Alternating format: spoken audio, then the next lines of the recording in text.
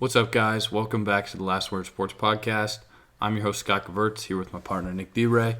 And today we're going to be reacting to the NBA offseason, trades, free agent signings, overall roster moves. And if you guys want to check out our previous video, we talked about the winners, the teams that made the best moves, acquired the best players. And today we're going a bit more negative. We're going to be talking about the losers, the teams who made bad signings, teams who made poor trades, just all that stuff. So, Nick, you want to get us started? All right, so the first team I would like to talk about here is the Hornets. And I think they definitely made the right choice in picking LaMelo. I think he has the highest potential out of any player in the draft. He's tall, he's a great scorer, he's a good passer.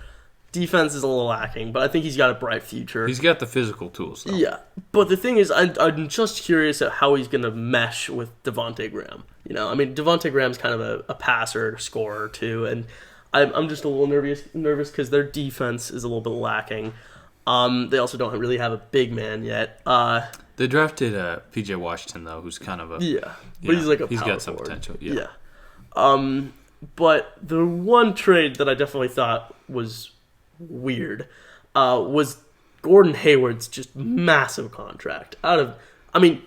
I think Gordon Hayward's a good player, and I think he's a good guy. Yeah, he would have fit in better going to a team who was a contender and being like a third or a fourth option, a solid, efficient scorer. But going to Charlotte and kind of splitting the ball with LaMelo, and I don't know, it doesn't seem like he's part of their long-term plan. It seems like they're just wasting a bunch of money on a guy who's good, not great. And he's also older, he's almost 30, yeah, I he's think. And if LaMelo develops into a great player, if P.J. Washington, if their young talent becomes good, Devontae Graham, Gordon Hayward's not going to be there when those guys are great. Yeah, but you have such a massive contract for a player that is coming off an injury. He averages like 17, 6 or 7, and 4. He's a good player, but worth $30 million a year for the next 4 years? Absolutely not. I think that is a horrible overpay. I don't think he fits their system. If anything, they needed to sign a big man this offseason, and they just didn't even do that. I'm worried about this team's future. Questionable decisions, but at least they got nice jerseys. Their jerseys are kind of dope. All right, so we're going to move on to the next team. The next team is the Rockets. All right, and I think this one is kind of self-explanatory with Harden and Russ wanting out, but very few trade options that make any sense. So they actually did a good job of acquiring some pieces like Christian Wood, which very is good a really young player. Underrated player. And they got Boogie Cousins, who might help convince Russ and Harden to maybe stay. He's kind of their buddy. He's a, all-star, at least was. I don't know how much he's got left in the tank. But, The problem for the Rockets is everybody knows Russ and Harden want out. So their value has gone down. And on top of that, there is no interest anywhere in the league for Russ. The two teams who we thought were going to trade for Russ were the Knicks, who apparently have lost interest, which as a Knicks fan is a good thing. I don't want Russ. He would just ruin their young core, take the ball out of their hands, and put on a show every night with a triple-double for like 2 years and then retire, and we wouldn't win anything. Yeah. And the Hornets, who just drafted LaMelo Ball and signed Gordon Hayward, they're not trading for Russ. Not only does Russ have a terrible contract where when he's like 35 years old, he's going to account for 40% of his team's cap hit. Yeah. His style of play is detrimental to any team's success. Exactly. He's not worth anything if he doesn't have the ball in his hand every play as the number one option. And as the number one option with the ball in his hand every play, he's not good enough to get a team out of the first round, let alone win a title. For sure. So the only move that seems to make sense is trading him for John Wall. But if you're the Rockets, why would you take on a worse player who also won't work with James Harden, coming off of an injury that's kept him out for 2 years, who's 30 years old? It's a lateral, if not negative, move for the Rockets. James Harden, you can't trade for a poo-poo platter of Spencer Dinwiddie, Karis LeVert, and a bunch of bad draft picks. That's not worth anything. Okay, maybe you can get, trade with Philly, but unless you can ship out Russ, Westbrook and Simmons would be the worst backcourt ever. They're not going to give you Embiid for Harden. At least I don't think so.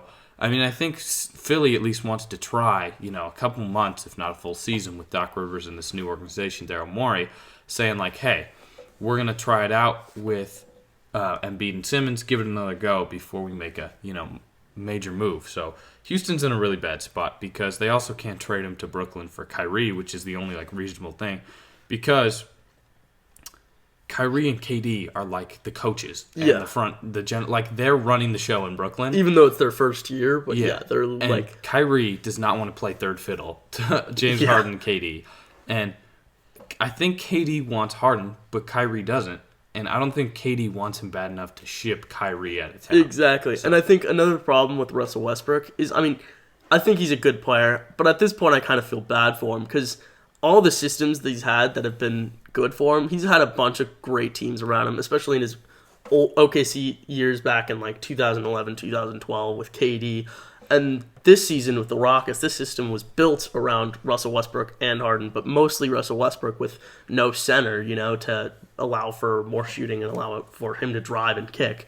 But the thing is, he's had all these teams, and they just don't seem to work around him. I can't really think of any team out there that would fit well with Russell Westbrook at this point in the game. And James Harden, he's easily one of the best players in the league. Phenomenal player, phenomenal scorer. He's gotten better at defense. He's so expensive as a player. It's going to be very difficult to ship him out and get the same value back. Yeah, that's the problem. Is if you're the Rockets, there's definitely a market for James Harden, even if there is a one for Westbrook. But what are you going to get in exchange that's worth the caliber of James Harden? And you're not going to run it back because this team already wants to separate. I think ultimately it's going to end up with Harden and Russ still on the Rockets come the start of the season. But I think if things don't go really well in the first month or two, somebody's going to get traded. Something's going to happen because, like you said, they already have let it known to the world they don't want to play with each other. And these guys are two of the best friends. They played AAU basketball together. They're homies.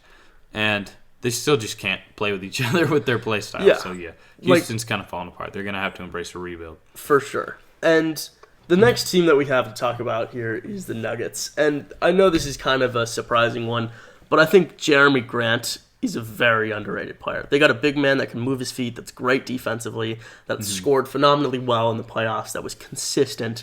And I think he was a really underrated player. Pistons kind of signed him to a big contract, but I think it was kind of worth it. They lost Torrey Craig, too. They lost Torrey Craig. A really nice kind of physical defender for him. Ultimately, as long as you're keeping Jamal Murray and Nikola Jokic, and you've also got Michael Porter Jr., on this team, they're still good. They're not as big of losers as some of these other teams, like the Rockets, who are going to have to rebuild. But losing guys like Jeremy Grant and Torrey Craig hurt them, especially in the Western Conference, where you've got really good players like Anthony Davis and LeBron James, and those were kind of their guys who would match up with some of those players. So. And they didn't really sign anyone that was good or make any great trades. They just re-signed Paul Millsap. They re-signed Paul Millsap, and the thing that I have with that is that Paul Millsap is a power forward who's 6'7" and relies on his athleticism to guard the other power forwards. But he's starting to age, definitely, and his defense is starting to lack now. He's declining. I think they got him fairly cheap, and it was only a 1 or 2 year deal. So I don't have a problem with it, but he doesn't necessarily solve the player he problems. Yeah.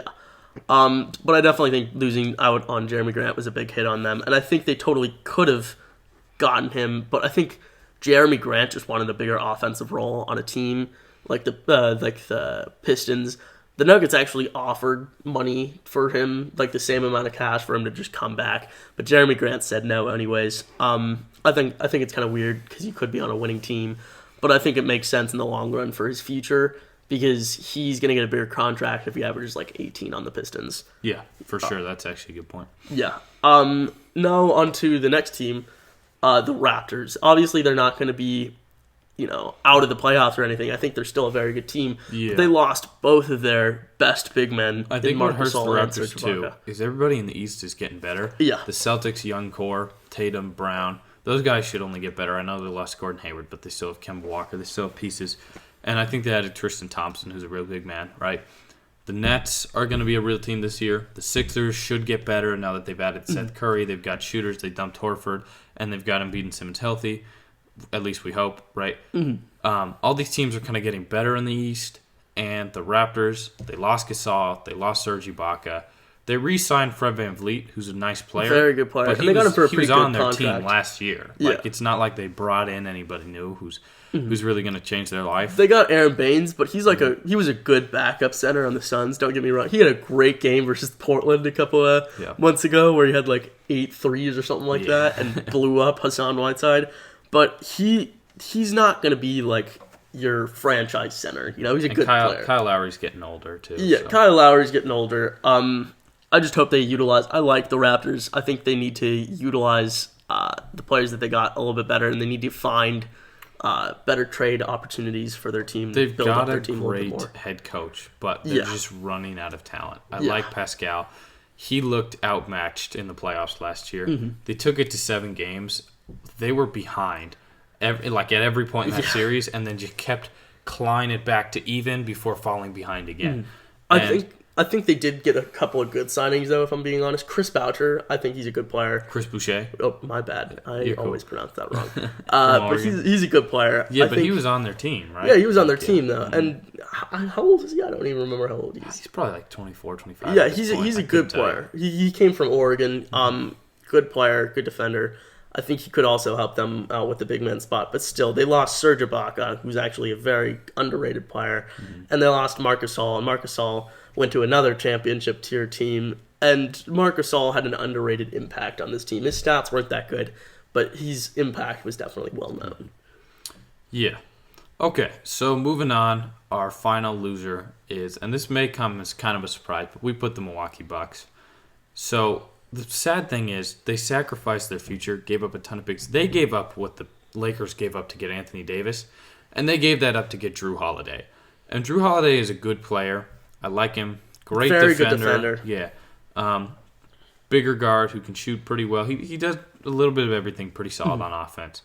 But he doesn't really solve their problem. He doesn't fix what they were missing, which is they need a guy who can go get a bucket at the end of games, who can be nice to score. And they lost a guy that would actually help out with that a little bit in George Hill. George Hill's actually a bucket getter. He can get buckets. They were going to get Bogdan, who is that kind of like fearless shooter at the end of games. For sure.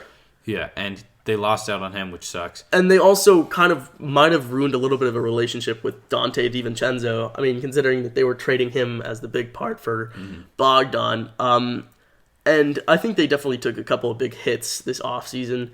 They lost Robin Lopez, and Robin Lopez was actually a pretty decent bench center again. They lost a ton of depth in that Drew Holiday trade. Yeah. They got rid of Eric Bledsoe, which was a good move. I didn't think he fit them well. He couldn't shoot. He was a smaller Giannis. Yeah, that is true. The problem is, I think the Bucks went all in, which I don't fault them. They kind of have to because you can't let Giannis go. Yeah. But if they lose in the second round again, right, and Giannis ends up walking, which is still a very real possibility, then they've just given up everything to try to convince him to stay. He leaves. They've sacrificed their future. Their team is a bunch of aging veterans. It would be a really bad situation for them if Giannis ends up leaving. Yeah. I hope he stays. It seems like he's happy in Milwaukee. But again, until Giannis, and we talked about this in past videos, until Giannis can really develop some go-to scoring move where he doesn't have to just sit on the corner and, hang out at the end of games and close playoff games, where he can actually just take the ball and go get a bucket, close out a game. The Bucks are going to struggle to win because He needs I to work on love his free Drew throw Holiday, shooting, too. but he's not that guy. Yeah. His free throw shooting is so bad that he's taken out of close games. And we did a big video on this a couple months ago.